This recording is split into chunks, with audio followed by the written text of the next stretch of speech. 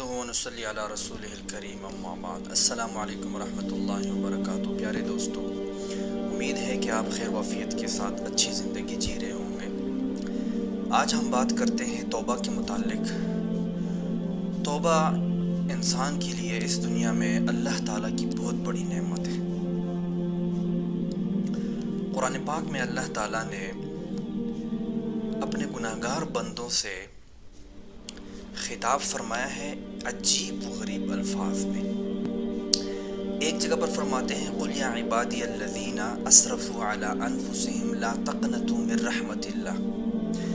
اے پیغمبر جی آپ کہہ دیجئے، اے میرے وہ بندو جنہوں نے اپنے اوپر ظلم کیا، اے میرے وہ بندو، یا عبادی الذین، عبادی یہ جو جملہ ہے، یہ جو لفظ ہے، اس کے آخر میں جو یا ہے نا، یا اس کا مطلب ہوتا ہے میرے بندے، یعنی میرے وہ بندے جنہوں نے اپنی جانوں پر ظلم کیا۔ لا تقنطوا من رحمت اللہ، اللہ کی رحمت سے مایوس نہ ہونا۔ پھر آگے فرماتے ہیں کہ وہ تمہارے سب کے سب گناہوں کو معاف فرما دیں گے۔ ایک اور جگہ پر ارشاد ہے وَتُوبُوا إِلَى اللَّهِ جَمِيعًا أَيُّهَا الْمُؤْمِنُونَ لَعَلَّكُمْ تُفْلِحُونَ۔ اللہ کے سامنے توبہ کرو سب کے سب، اے مومنین، تاکہ تم کامیاب ہو جاؤ، یعنی انسان کی کامیابی توبے کے اندر ہے۔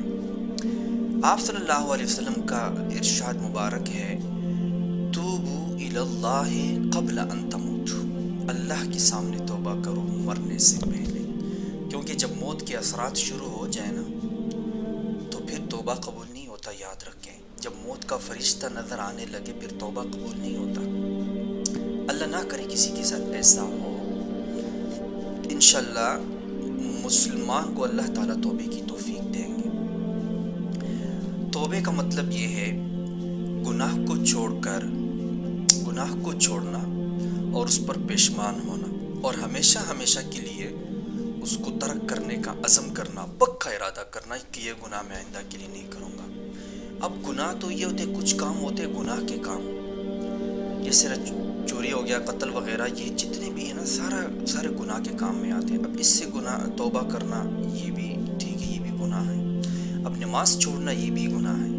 دیکھیں، یاد رکھیں کہ توبے کے ساتھ جو حقوق ہے نا، حقوق وہ معاف نہیں ہوتے۔ مثال کے طور پر ایک شخص ہے، اس نے نمازیں چھوڑی ہیں، وہ توبہ کر رہا ہے تو یہ توبہ کرے گا اس گناہ سے جو یہ چھوڑنے کا کر رہا تھا نا، کہ میں آئندہ کے لیے چھوڑنے کا جو گناہ کر رہا تھا، آئندہ کے لیے یہ گناہ نہیں کروں گا کہ میں نماز چھوڑوں گا، تو جو نمازیں پیچھے اس کی قضا ہوئی ہے وہ اس کو قضا کرے گا۔